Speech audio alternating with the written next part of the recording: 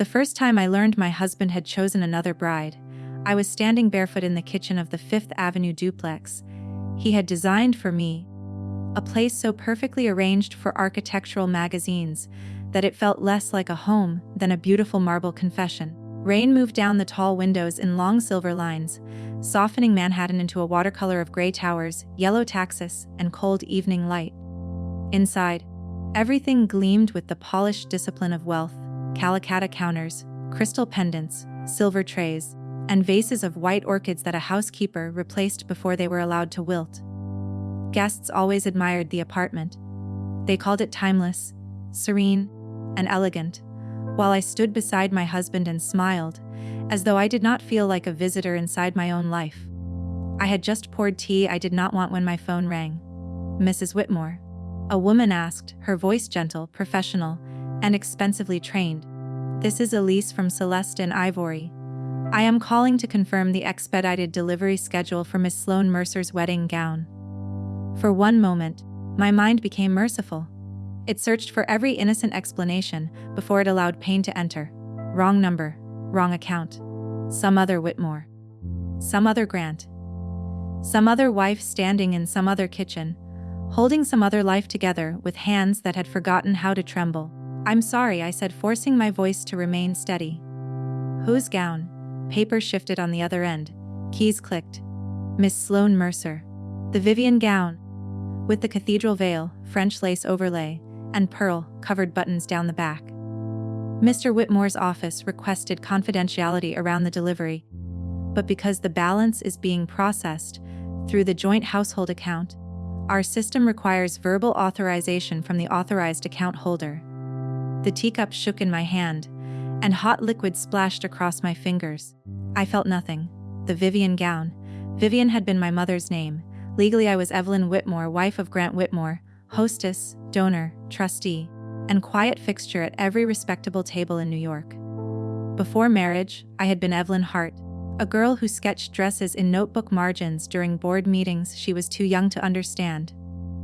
At 21, newly engaged and still naive enough to believe tenderness would be rewarded, I had drawn the wedding dress I wanted while sitting alone after my mother's funeral. A long, clean silhouette, lace soft across the shoulders, pearl buttons down the spine like tiny moons. A veil dramatic enough to make my practical mother laugh from wherever grief had taken her. I had written Vivian beneath the sketch because my mother would never see me marry. Grant's mother saw the drawing instead. Too theatrical. Margaret Whitmore told me then, her pearl-ringed fingers resting coldly on my wrist. A Whitmore bride should never need to be remembered for her dress. So I married Grant in a safe ivory gown chosen by his family, a dress without story, without memory, without a single thread that belonged to me.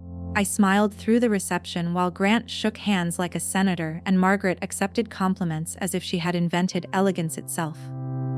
Now, 20 years later, my husband had taken the dream I buried and placed it on the body of his 26-year-old mistress. "Mrs. Whitmore," Elise asked carefully, "are you still there?" I looked down at my wedding ring, heavy and obedient on my hand. "Yes," I said, in a voice so calm it frightened me.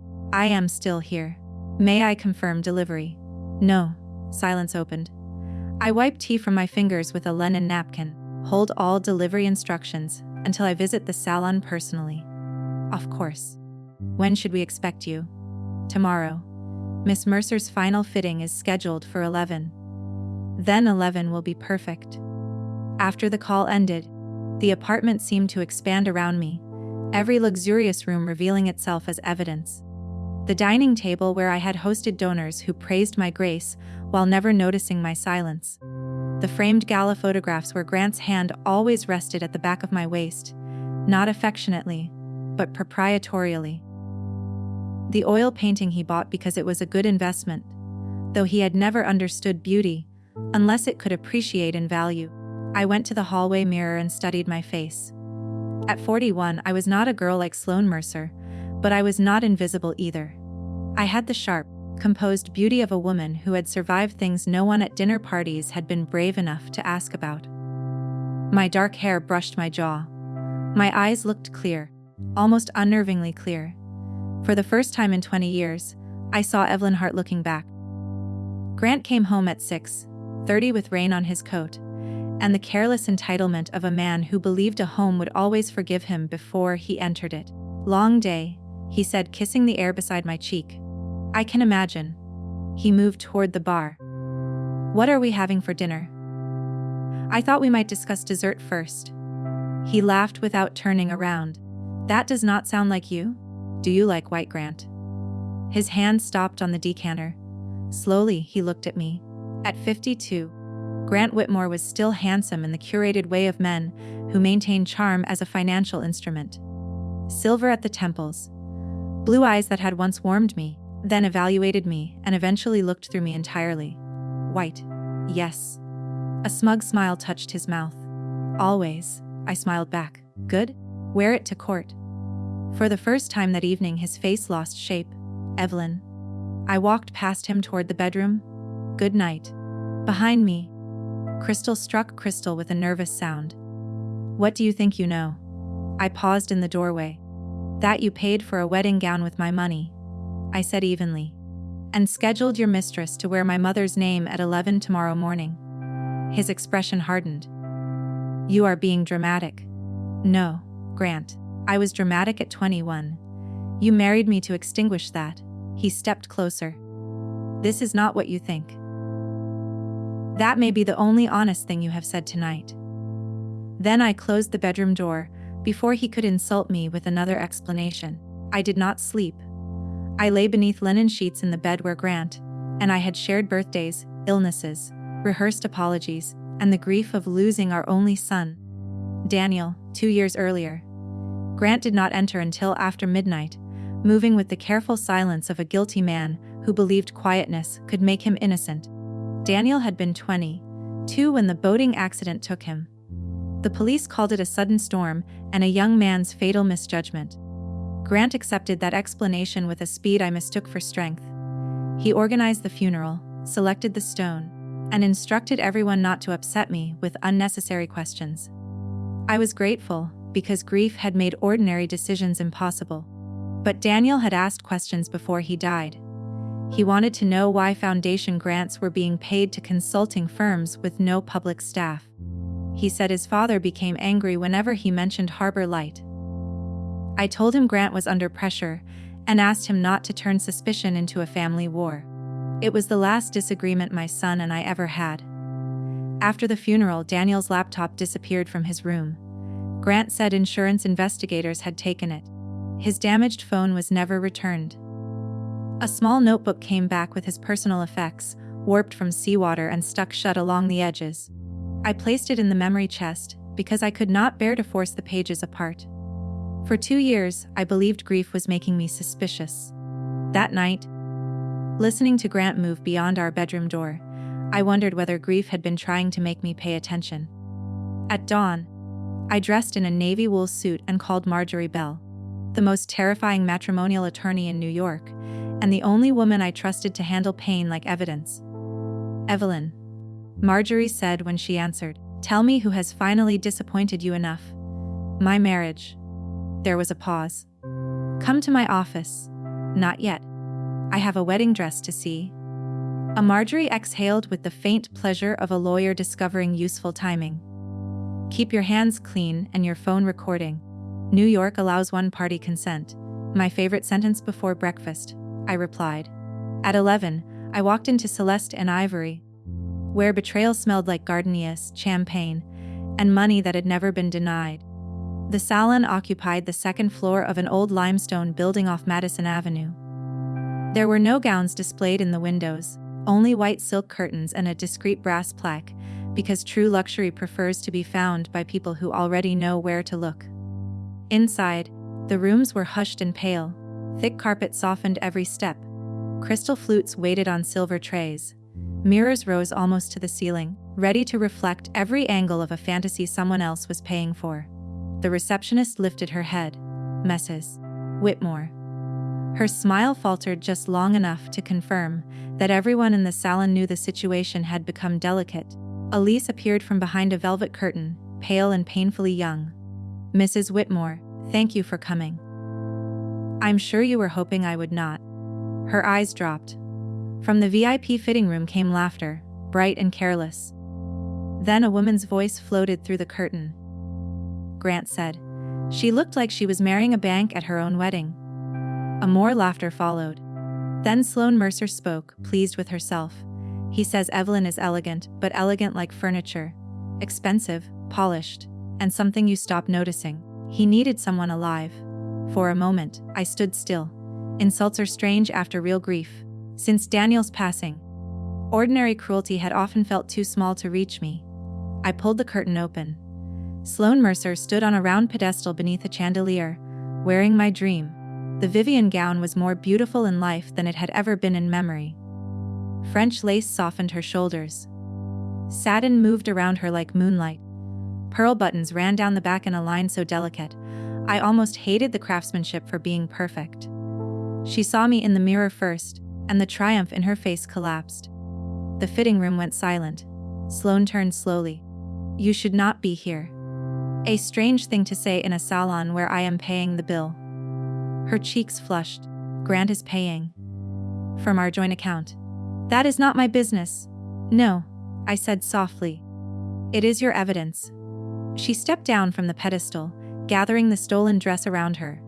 You came here to humiliate me. I moved closer. And every woman in the room seemed to stop breathing.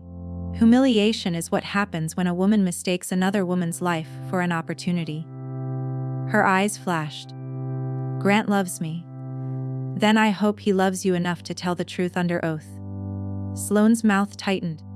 You think being his wife means you own him? No. I thought being his wife meant I could trust him. That was my mistake. I let my gaze travel over the gown. Did he tell you I designed that dress and named it after my mother? Something shifted in her face. He said it came from an old archive.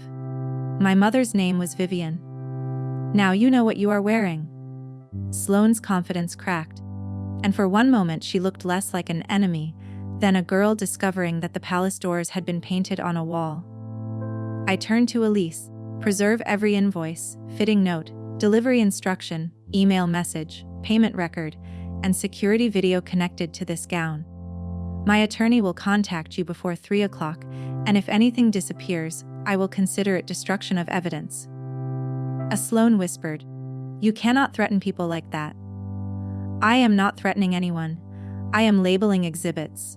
Then I walked out, leaving the gown behind me like a ghost finally recognized.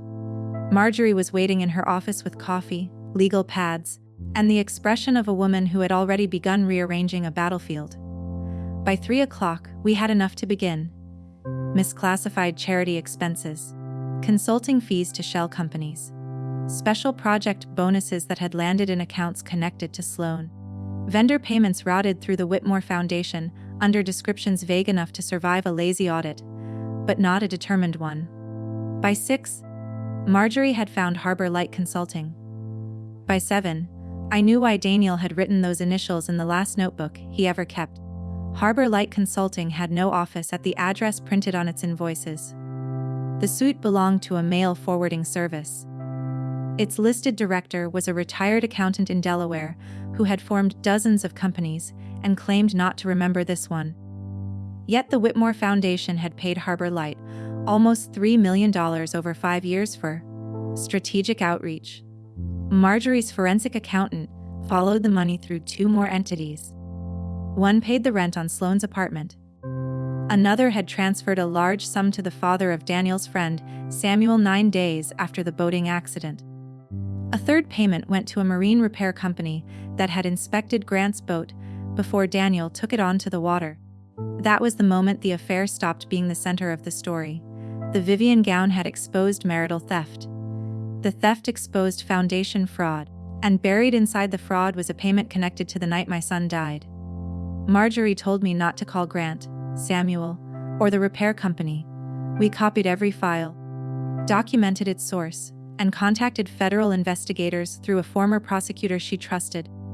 Then I dressed for the gala knowing my husband expected to display his new life beneath chandeliers, while I quietly opened the door to his old crimes. The annual Whitmore Foundation Gala was held that night at the Plaza, Grant's favorite stage, and the social cathedral where he had performed virtue for 2 decades. The theme chosen by Grant himself was a future in white.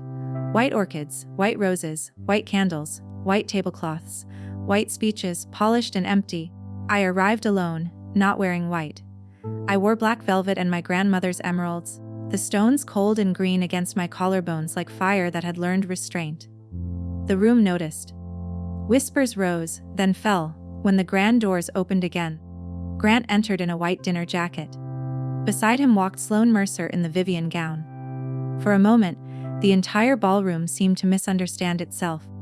They looked like a bride and groom entering a wedding stolen from someone else's history. Grant crossed toward me, abandoning Sloane beneath the chandeliers. "Evelyn," he hissed through a public smile. "You are making yourself ridiculous." "I am attending our foundation gala," I said. "The ridiculous part appears to be wearing French lace." His face darkened. "Leave now, and we will discuss this privately." "No. We have done too much privately already." His hand closed around my elbow. I looked down at his fingers until he remembered the photographers and released me. At the VIP table, Sloane sat directly across from me, the gown glowing between us like a witness. Grant unfolded his napkin with the smooth cruelty of a man trying to restore order through manners. Evelyn has always had a gift for turning history into a wound. I smiled at him. And Grant has always had a gift for turning wounds into history. Sloane stared at him, suddenly pale. "You told me she agreed emotionally that the marriage was over. You told me she understood." Grant's smile tightened. "Darling, not here." The stage lights dimmed. Grant walked to the podium. "Good evening," he began. "Tonight, we gather beneath the promise of a future in white, a future of hope, integrity, renewal, and family." The doors opened again. Marjorie Bell entered with a process server from the New York Supreme Court. He walked up the stage steps as if he had been invited to do exactly that, reached Grant at the podium, and spoke into the microphone, still carrying Grant's polished hypocrisy across the ballroom. "Mr. Whitmore, you have been served with a court order concerning asset dissipation, financial misconduct, and preservation of foundation records." The ballroom exploded into whispers. Grant stared at the envelope, then at me. "What have you done?" I stood. "I confirmed the dress, Grant. Then I chose the court." Marjorie took the microphone from the stand with perfect composure. "An emergency temporary restraining order is now in effect. Mr. Whitmore is prohibited from transferring marital assets, altering foundation records, contacting certain witnesses, or destroying documents connected to Harbor Light Consulting." At the words Harbor Light, Grant's face changed. There it was. Not fear of divorce. Not fear of scandal, something deeper. He came down from the stage, his mouth close to my ear. "You vindictive woman." I stepped closer, letting the nearest tables hear me. "Yes. Clear-minded enough to remember where your secrets are buried, including the truth about Daniel." His face emptied of color. The scandal ran through New York by morning. By noon, I had moved out of the Fifth Avenue duplex and into my late aunt's brick townhouse on the Upper West Side, where the floors creaked honestly and the windows looked out at old trees instead of Grant's reflection. 2 days later, Sloane Mercer came to the door without makeup, without confidence, and without the dress. "I am sorry," she said, standing in my entryway like a person who had finally learned the difference between glamour and survival. "Grant lied to me about everything. He said you had become unstable after Daniel passed, and that you wanted to destroy him because grief made you bitter." She placed a flash drive on the table. "After the gala, he ordered me to delete files from the foundation server. I copied them first. There is one folder named Daniel." When she left, I opened the wooden memory chest I had not touched in months. Inside were Daniel's watch, his college scarf, a photograph from a summer harbor trip, and a small leather notebook warped by seawater from the boating incident that had taken him from me. Near the back, in his handwriting, I found the sentence that changed everything. "Dad is moving money through the foundation. HLC is the key. Says she can prove it. Meeting Friday. If anything happens, ask Mom about the dress. She will understand. Ask Mom about the dress." He had known Grant kept trophies. Marjorie arrived within the hour. Together we opened Sloane's drive and found the emails between Grant and Harbor Light Consulting. Hidden payments, witness retainers, internal memos. The worst file was dated 2 days after Daniel's passing. Subject: final handling of DW. Ensures Samuel Reed receives full consideration in exchange for permanent silence. Samuel Reed had been Daniel's closest friend, and the only other young man who survived that night on the water. We found him in a small Vermont town, working in a repair shop with grace on his hands and guilt already in his eyes. The moment he saw me, he began crying. "Mrs. Whitmore, I am so sorry. Tell me the truth, Samuel." He wiped his face with the sleeve of his work shirt. "Daniel found out his father was moving foundation money. He wanted proof before telling you, because he was afraid you would not believe him without documents. We took the boat to meet someone near Harbor Light Point. When we arrived, another boat came close. Daniel argued with a man on deck, and when he came back, he said his father knew everything. My hands went numb," Samuel continued. "The weather turned fast. Daniel wanted to return and call you, but the steering had been tampered with before we left. The boat would not respond, and we hit the rocks. I was thrown clear. Daniel was trapped below. He covered his face. After the funeral, Grant paid my father and made me sign papers. He said if I talked, he would make it look like I took Daniel out in dangerous weather and caused everything. There are forms of grief so old, they seem finished until truth opens them again. My sorrow did not break, it became cold, focused, useful. My son had not left me only with loss, he had left me a path. The divorce hearing became something larger before anyone could stop it. Foundation records led to federal investigators. Harbor Light Consulting led to hidden payments. Samuel Reed gave a sworn statement. Sloane testified about the dress, the disguised payments, and Grant's instructions to erase records. Then Margaret Whitmore entered the courtroom in a wheelchair, 76 years old, frail in body but not in voice. Grant stood at once. "My mother is not competent to testify." Margaret laughed dryly. "Still deciding who may speak, Grant. Sit down. I have listened to your lies long enough." She turned to me, and regret softened her face. "I am sorry, Evelyn. I taught you to endure him, because I believed endurance was dignity. Daniel came to me before the boating incident with foundation documents. He asked whether his father had always been corrupt, and I told him yes. The room seemed to draw inward. He said he would give the evidence to you, and that you would understand because of the dress sketch Grant kept hidden in his private archive." My breath caught. Margaret continued. "Grant collected people's secrets. He kept that sketch because it reminded him of the part of you he managed to silence." Grant's face twisted. "Enough." Margaret ignored him. "There is one more truth. Daniel was not Grant's biological son." The courtroom froze. A memory I had buried at 20. One shifted inside me: Thomas Reed, the young architect from the summer after my mother's funeral. The grief I mistook for loneliness. The life I surrendered when I married the approved man and sealed every doubt inside silence. Margaret looked at Grant. "You discovered it when Daniel was 12 through blood records. You never confronted Evelyn because you preferred using silence as leverage. But when Daniel found the financial crimes, you knew he could expose everything: the money, the fraud, and the lie that the perfect Whitmore hair did not carry your blood." Grant stood, shaking with rage. "I gave her my name, my house, my life, and she brought another man's child into my family." I rose slowly. "Did you arrange what happened to my son because he threatened your reputation?"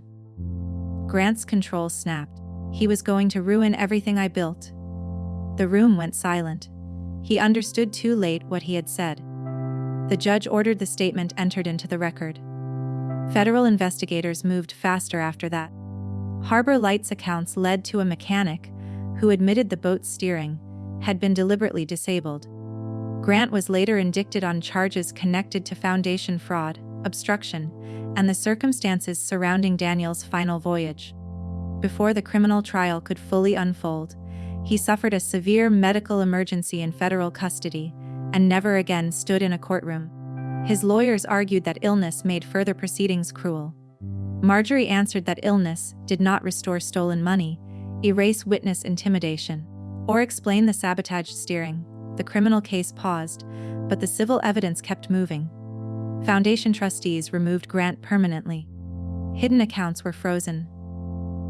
Properties he had placed under shell companies were returned to the marital estate and to the charity he had used as a private bank. Samuel gave a sworn statement. His hands shook, but his voice did not. He admitted accepting silence because Grant threatened to blame him for the crash and destroy his father's business. The mechanic described being paid to loosen the steering assembly. He claimed Grant said he only wanted to frighten Daniel and recover the files. Investigators then produced the payment for permanent silence. The word frighten collapsed beneath the weight of what followed. Grant never received the dramatic verdict reporters wanted. Justice arrived in colder pieces, an official finding that the foundation had been defrauded, a civil judgment preserving the evidence around Daniel's death, restitution orders, and a public record Grant could no longer control. His name came down from buildings. Scholarships were renamed. The empire he had protected by destroying everyone near it was dismantled document by document. At the final civil hearing, I was asked whether money could compensate me. I said no. The purpose was not compensation. It was correction. For 2 years, the record had called my son's death an accident caused by weather. Now it would say that the boat had been sabotaged and that powerful people had been paid to hide it. I did not celebrate.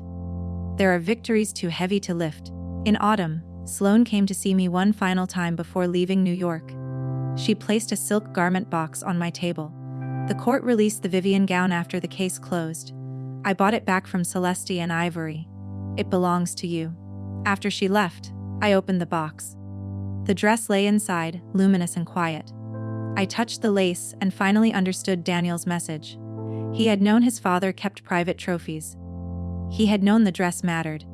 He had known that if Vivian ever returned to my life, I would follow the thread until truth answered. I took the gown to a small Brooklyn atelier run by a seamstress named Anna. I do not want it restored, I told her. I want it remade. Anna turned the Vivian gown into a christening dress, a memorial cloth, and several handkerchiefs. Months later, my niece gave birth to a daughter and named her Vivian. At the baptism, the baby wore silk cut from the dress that had once symbolized betrayal, and the fabric looked innocent again in the morning light. I used the assets recovered from the foundation to establish the Daniel Hart Initiative, an independent program that trained young nonprofit employees to recognize financial abuse and report misconduct safely. Samuel was the first person to speak at one of our closed workshops. He told the room that silence rarely feels like a decision at first. It feels like one frightened day followed by another. On the first anniversary of the initiative, we gathered at Harbor Light Point. The name had once belonged to a shell company and a place of terror. We reclaimed it for a memorial garden overlooking the water. There were no cameras and no Whitmore speeches. Former foundation employees planted white roses, while young grant recipients read Daniel's notes about honesty and public trust. I brought the warped notebook. Conservators had separated and stabilized every page, including the sentence that led me to the truth. I placed a copy beneath the memorial stone and kept the original. Evidence belonged in an archive. My son's handwriting belonged with me. When the ceremony ended, I stayed until everyone had gone. Wind moved across the harbor, sharp with salt. For years, the water had existed in my mind as the place where Daniel was taken. That evening, it became something else too, the place where his courage returned to the world. I told him I was sorry I had doubted his questions. Then I told him what we had built with the truth he left behind. The waves gave no answer, but grief had changed enough that I no longer mistook silence for abandonment. Before leaving, I tied one strip of unused Vivian lace around the branch of a young cedar. It moved in the wind like a narrow white flag, not of surrender, but of peace honestly earned. Daniel had followed a trail of stolen money because he believed truth should protect people. Grant tried to turn that belief into his weakness. In the end, it became the part of my son no secret account, sabotaged boat, or frightened witness could bury. Sloane rebuilt her life far from Grant. We never became friends, but once a year she sent a short message on Daniel's birthday. No excuses. No request for forgiveness. Just his name and a promise that she remembered. I came to respect the discipline of an apology that asks for nothing. As for me, I returned to sketching. At first my hand felt clumsy. Then the old lines came back. I designed clothes for women who did not need permission to be memorable, and every label carried my own name, Evelyn Hart. Later, alone at home, I unfolded one handkerchief Anna had saved for me. In the corner, stitched in blue thread, was one word: Daniel. I pressed the cloth to my lips and remembered my son laughing under summer sun, calling me Mom, believing with absolute certainty that I would find the truth when the time came. The mistress chose the dress. My husband chose the lie. My son chose the clue, and I, at last, chose myself. The dress Grant stole became a clue. The clue became justice, and justice became the thread that finally led me home. If you know someone who needs to hear this, share this video with them. Thank you for being here. Drop a comment, hit subscribe, and I'll see you in the next one.